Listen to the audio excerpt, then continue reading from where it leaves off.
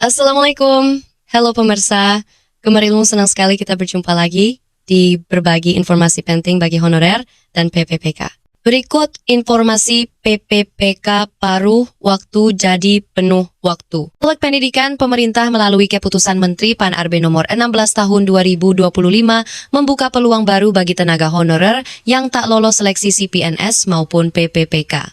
Kebijakan ini menjadi bagian dari upaya penyelesaian tenaga non-ASN yang diamanatkan dalam Undang-Undang ASN terbaru dan ditekankan kembali oleh Kementerian Pan-RB dalam berbagai sosialisasi daring pada Juli 2025.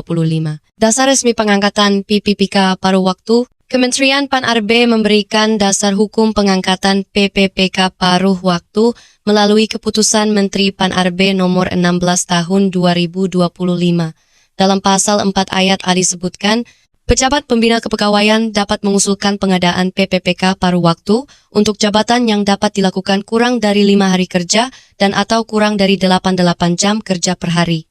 Pengangkatan ini bisa dilakukan terhadap tenaga non-ASN yang telah mengikuti seleksi CPNS atau PPPK tetapi tidak lolos dan masih bekerja di instansi tersebut serta terdata dalam pangkalan data BKN. Masih berdasarkan keputusan yang sama, instansi pemerintah yang ingin mengangkat PPPK paruh, waktu wajib mengusulkan rincian kebutuhan jabatan kepada Menteri Pan-RB pasal 6 ayat 1.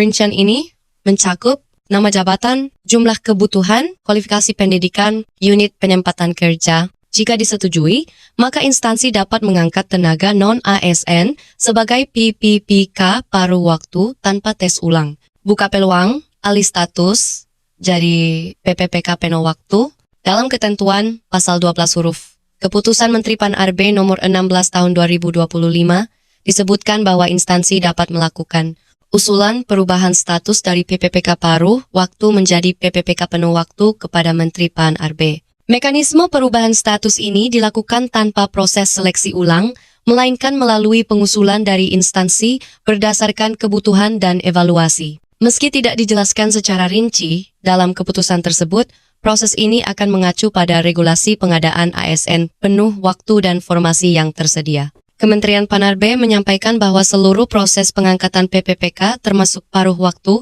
harus merujuk pada batas waktu penyelesaian tenaga honorer paling lambat 1 Oktober 2025 sebagaimana diatur dalam ketentuan BKN. Kebijakan ini membuka peluang besar bagi para honorer, khususnya mereka yang telah mengikuti seleksi tetapi belum lolos. Dengan menjadi PPPK paruh waktu, mereka tetap mendapatkan penghasilan sesuai peraturan dan berpeluang besar untuk naik status menjadi PPPK penuh waktu tanpa mengikuti seleksi ulang melalui usulan resmi instansi. Honorer yang merasa memenuhi syarat disarankan segera berkoordinasi dengan instansi masing-masing untuk memantau pengusulan formasi dan proses pengangkatan resem.